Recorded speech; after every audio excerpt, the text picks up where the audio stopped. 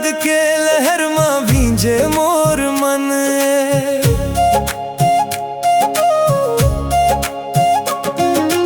गाँव के गली ओ झिंगुर के बोली, हर सुर में बस तही तोर हंसी बोले। तोर बिना सजनिया सब सूना लागे, दिल के धड़कन अब तोर नाम पागे। चांदनी रात में तोर याद आथे रे, दिल के बात अब तोर संग जाथे रे। चांदनी रात में तोर याद आथे रे, मोर जिया बस तोर नाम गाथे रे।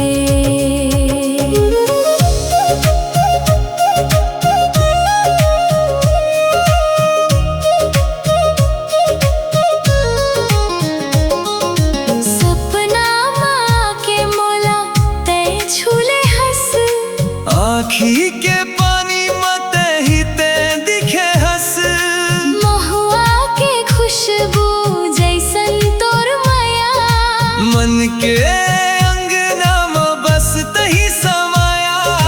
रोज रोज तोला मैं खोजत रही थूं, दिल के किताब में तोर नाम लिखथो।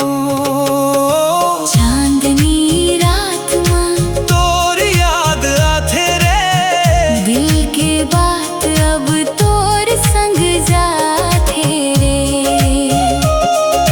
चांदनी रात में तोर याद आथे रे, मोर जिया बस तोर नाम गाथे रे।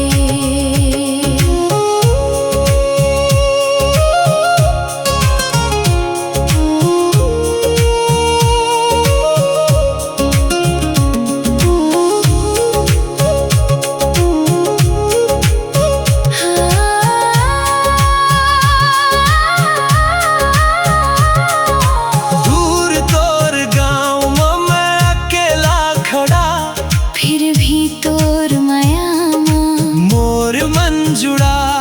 कभू ना बिछड़न बस संग चलबो हम, जियत रही बोते संग मरबो ते संग।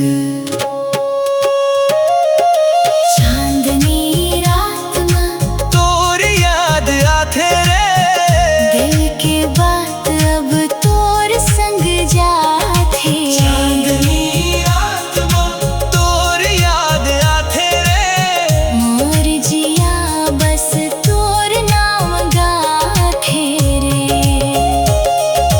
चांदनी रात में तोर याद आथे रे, दिल के बात अब तोर संग जाथे रे।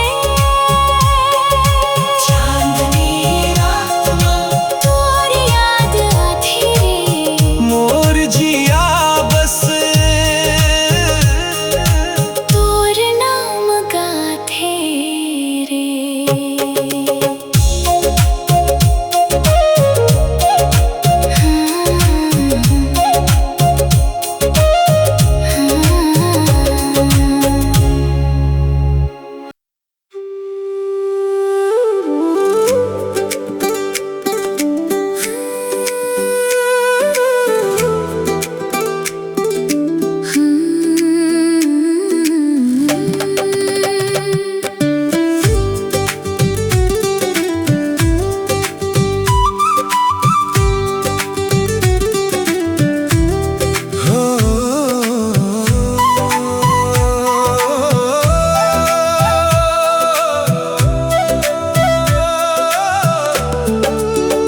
चांदनी रात में बैठे हम अकेला में, तोर याद के लहर में भींजे मोर मन। गाँव के गली ओ झिंगुर के बोली, हर सुर में बस तही तोर हंसी बोले। तोर बिना सजनिया सब सुना लागे, दिल के धड़कन अब तोर नाम पागे। चांदनी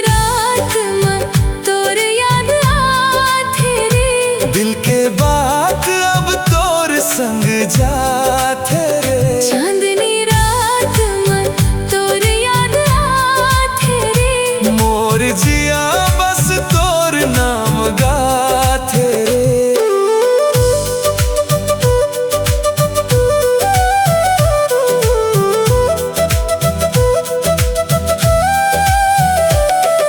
सपना माँ के मोला ते झूले हंस, आँखी के पानी मत हिते दिखे हंस।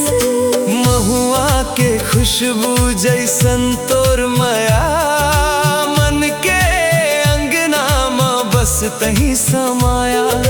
रोज रोज तोला मैं खोजत रही थो, दिल के किताब में तोर नाम लिख थो। चांदनी रात में तोर याद आथे रे, दिल के बात अब तोर संग जाथे रे। चांदनी रात में तोर याद आथे रे। मोर जिया बस तोर नाम गाथे रे।